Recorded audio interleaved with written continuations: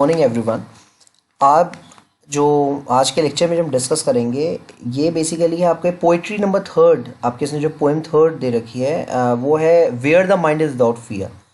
जो आपके सिलेबस में जो थर्ड पोएम है रविन्द्रनाथ टैगोर की वो है where the mind is without fear by Rabindranath Tagore. ये पोएम जो है वो है। मैं आज इस पर्टिकुलर में इसके जो मेन जो थीम है वो मैं डिस्कस कर रहा हूँ कि इस पर्टिकुलर पोएम में रविन्द्रनाथ टैगोर ने क्या मेन चीज़ जो है वो डिस्कस की है, उसने क्या बताना चाहिए। जैसे हम लोगों ने देखा है Rabindranath Tagore was a writer of nation. Basically वो जितने भी पोएम्स या पोइट्रीज जो भी वो लिखते थे या उन्होंने लिखे हैं वो सारे के सारे पोएम्स जो हैं वो कहीं ना कहीं नेशन को डेडिकेटेड है। उन्होंने अपने सिटीजन्स के वेलबींग के बारे में बहुत सोचा, सिटीजन्स आगे बढ़े इसके बारे में उन्होंने बहुत सारी चीज़ें जो है उन्होंने सोची हैं। देखिए इसका जो मेन थीम है वो भी है the poem where the mind without fear has been written by the poet in the form of in the form in the form of prayer to God, in the form of prayer to God for the true freedom of his country, for the true freedom of his country। देखिए ये poem जो है where the mind is of fear जो है has been written by the poet ने इसको लिखा in form of prayer to God. इस पूरे पोएम में where the mind of fear, where the mind is without fear में जो पोएट जो है वो कहीं ना कहीं अपने भगवान से, अपने गॉड से प्ली कर रहा है, यानी वो प्रार्थना कर रहा है ये for the true freedom of his country, कि वो उसके कंट्री को ट्रू फ्रीडम दे, उसके कंट्री को ट्रू फ्रीडम दे, ये प्रार्थना वो कर रहा है। The poet wishes for his country to be free from all oppressive rules of the colonisation. वो ये चाहता है द पोएट के, जैसे आपको पहले पता है पहले ब्रिटिशर्स रूल हुआ करता था और ब्रिटिशर्स रूल के टाइम में लोगों को ज़्यादा सप्रेस किया जाता था, लोगों को इतने लिबर्टी इतने फ्रीडम नहीं हुआ करता था और वो ज़्यादा सप्रेस करते थे। तो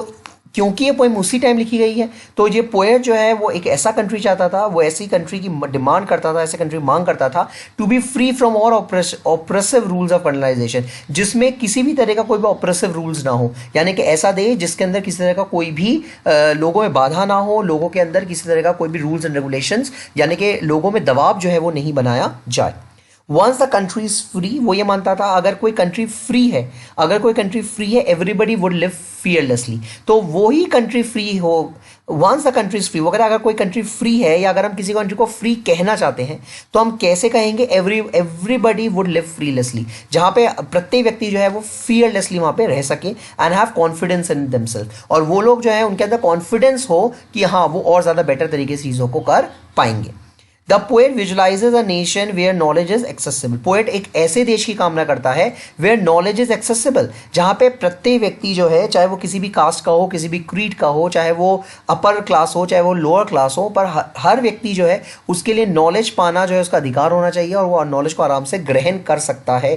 फ्री ऑफ कॉस्ट ग्रहण कर सकता है। To one and all since knowledge and education alone will lead the people from darkness to light, क्योंकि वो ये मानते हैं कि नॉलेज जो ज्ञान होता है एंड एजुकेशन, और जो एजुकेशन होती है, जो नॉलेज एंड जो गाइडेंस, जो नॉलेज और एजुकेशन होती है will alone lead the people, यही एक ऐसी चीज़ है जो लोगों को लीड करती है, आगे ले जाती है फ्रॉम डार्कनेस टू लाइट, लोगों को अंधेरे से उजाले की तरफ लेके जाती है, यानी लोगों को सही अच्छे और बुरे के बारे में पहचान जो है ये बताती है। Basically the poet wishes for the nation where people are not divided into base of caste. Poet एक ऐसे देश की कामना करता है जहाँ पे लोगों को जो है कास्ट के बेस के ऊपर डिवाइड नहीं किया गया हो। They should not be divided on the basis of the caste, colour, creed and etcetera. उनको कास्ट, कलर, क्रीड के आधार पर नहीं बांटा गया हो। The people of such a nation would be truthful and would speak from the depth of their heart, और वो ये चाहते हैं कि हमारे नेशन की पीपल ऐसे होने चाहिए जो कहीं ना कहीं डेप्थ ऑफ ट्रुथ, जहाँ पे हमेशा सच्चाई का साथ दें, वो हमेशा सच बोलें, सच्चाई का साथ दें, वो जो भी बोलते हैं उनको सच बोलें। And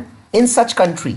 depth of truth in their hearts, in such country the people would give their best and work hard, क्योंकि वो ये मानते हैं कि जहाँ पे लोग सच बोलेंगे, सच का साथ देंगे, जिनका दिल हमेशा सच्चाई को ही मानेगा, ऐसी कंट्री में लोग हमेशा हार्ड वर्क और बेस्ट वर्क करते हैं, यानी ऐसे कंट्री वाले लोग हार्ड वर्क और बेस्ट वर्क करते हैं which would ultimately make them achieve their goals to perfection. और यही कारण है कि कहीं ना कहीं ये लोग जो है वो अपने गोल्स को अचीव करते हैं परफेक्शन के लिए, यानी जो लोग बेस्ट वर्क हार्ड वर्क करते हैं वही लोग जो है कहीं ना कहीं अपने लाइफ के गोल्स को सेट करते हैं, उनको अचीव भी करते हैं, और अचीव ऐसे नहीं करते बल्कि विद परफेक्शन जो है वो उसको हासिल करते हैं।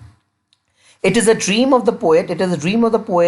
that he wants his countrymen to have a power of reason, कि पोएट की ड्रीम है कि उसके जो कंट्रीमैन है, उसके जितने भी देशवासी हैं, have the power of reason. Reason मतलब होता है तार्किक शक्ति, सोचने समझने की शक्ति, कि उसके अंदर लोगों के अंदर लॉजिकल रीजनिंग होनी चाहिए, लोगों के अंदर तार्किक क्षमता होनी चाहिए, सही और बुरे की पहचान लोगों के अंदर होनी चाहिए। वो एक ऐसे देश की कामना कर रहा है जहाँ पे कि लोगों के अंदर जो है उनकी रीजनिंग पावर बहुत सॉलिड होनी चाहिए, बहुत अच्छी होनी चाहिए, उनको चीज़ें जो है वो देख के समझ में आनी चाहिए।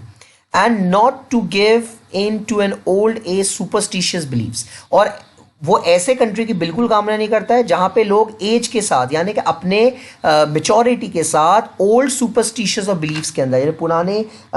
मान्यताओं पुराने चीज़ों के अंदर वो बिलीफ के अंदर वो फंस जाए। He prays to God to help the countrymen progress so that they make individuals who are logical। वो अपने भगवान से प्रार्थना करता है टू हेल्प इस कंट्रीमैन टू प्रोग्रेस। वो भगवान से प्रार्थना करता है कि वो उसके कंट्रीमैन को हमेशा आगे बढ़ाए, उसको हमें उन्नति की तरफ बढ़ाए, हमेशा प्रोग्रेस करवाए, so that they become individual who are logical. वो एक ऐसा देश चाहता है जहाँ पे व्यक्ति अपने इंडिविजुअलिज्म को यानी कि लोग समझे कि वो इंडिविजुअल भी चीज़ों को आराम से टैकल कर सकते हैं, उनका अपने में भी एक पूरे सोसाइटी में उनका खुद की एक रेपुटेशन, खुद का एक इनबॉर्न करेज जो है वो है। Progressive and broad minded outlook, वो ऐसे देश की कामना करते हैं यहाँ पे लोग प्रोग्रेसिव हो, आगे बढ़े, और ब्रॉड माइंडेड आउटलुक हो यानी कि उनका जो विचार जो है, उनका जो चीज़ों को देखने सुनने का विचार जो है वो ब्रॉड आउटलुक हो यानी विस्तृत तौर पे सोचे, संकीर्ण नैरो सोच उनकी ना हो। He requests God to guide his countrymen, वो भगवान से प्रार्थना करता है तो गाइड his countrymen, कि वो उसके कंट्रीमैन को गाइड करे into the heaven of freedom। वो चाहता है कि उसके भगवान जो उसके देवता जो है वो लोगों को गाइड करे into the heaven of freedom, कि वो धरती को जन्नत की तरह बना दे, सभी लोग सच्चाई का साथ दे, सभी लोगों को फ्रीडम मिले, किसी तरह कोई ऑपरेशन किसी के ऊपर ना हो, तो लोग जो है वो जन्नत का एहसास करें यहाँ पे। वे all he has to pray for come true, और वो ये भगवान से काम मांगता है कि जो मैंने मांगा है आज तक, जो मैंने मांगा है, काश वो सभी चीजें जो है वो सही निकल जाए। Tagore thus sketches out the ideal from a freedom and not merely political freedom. इसलिए टैगोर ने एक ऐसा स्केच खींचा है, मतलब इस तरह का रूपरेखा एक दर्शाई है पूरे पोएट्री में, that ideal from a freedom and not merely political freedom, जहां पे उसने लोगों को सच में फ्रीडम देने की बात कही है, उसने लोगों को सच में फ्रीडम देने की बात की है, नॉट मेरली पॉलिटिकल फ्रीडम। उसने लोगों को पॉलिटिकली फ्रीडम देने की बात नहीं कही है कि पॉलिटिकल लीडर्स से लोगों को निकालो, उसने कहा लोगों की मेंटल फिजिकल जो है उस तरह से लोग फ्री होने चाहिए, लोग जहां जाना चाहे जा सकते हैं, लोगों को जो सोचना चाहे सोच सकते हैं, लोगों का आउटलुक ब्रॉड होना चाहिए, नैरो नहीं होना चाहिए।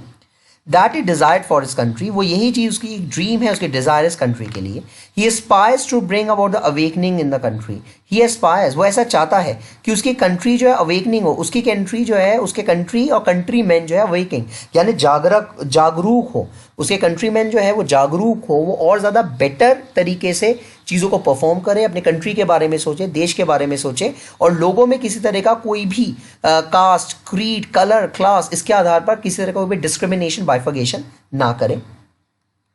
बोथ पॉलिटिकल इंटेलेक्चुअली, वो ये चाहता है कि उसके जो कंट्री जो है वो बिल्कुल, देखिए desire he aspire to bring the awakening in the country that is enslaved both, enslave मतलब पता है छुटकारा पा लेना, जो छुटकारा पाले पॉलिटिकल एंड इंटेलेक्चुअली, जहाँ पे ना केवल लोग पॉलिटिकल फ्रीडम एंजॉय करें बल्कि इंटेलेक्चुअली यानी खुद का फ्रीडम जो है वो भी वो एंजॉय करे। तो बेसिकली ये जो पूरा जो पोएट्री जो है इसकी यही मेन थीम है, where the mind without fear, यानी कि पोएट चाहता है कि मेरे कंट्री में ऐसा हो जहाँ पे लोगों के अंदर कोई फियर ना हो, लोग जो है वो निष्पक्ष रूप से बातों को अपने रखें, लोगों के अंदर उनकी सोच जो है वो ब्रॉड माइंडेड हो, वो कहीं पर भी बहुत ज़्यादा कंजर्वेटिव ना हो, लोगों के अंदर कास्ट, क्रीड, कलर को लेके किसी तरह का कोई भी डिस्क्रिमिनेशन जो है वो ना फैले, सभी लोग जो है वो इस इक्वली इस कंट्री को या इस अर्थ को एंजॉय करें, लोगों के बीच में किसी तरह का कोई भी दूसरी चीज़ें जो है, दूसरी बातें, दूसरी प्रॉब्लम्स जो है वो क्रिएट ना हो। तो इसी चीज़ को लेके पोएट ने ये पूरी पोएम जो है इसका मेन थीम जो है उसमें ये दिया है, this is all about where the mind is without fear, this is the basic the main theme of where the mind is without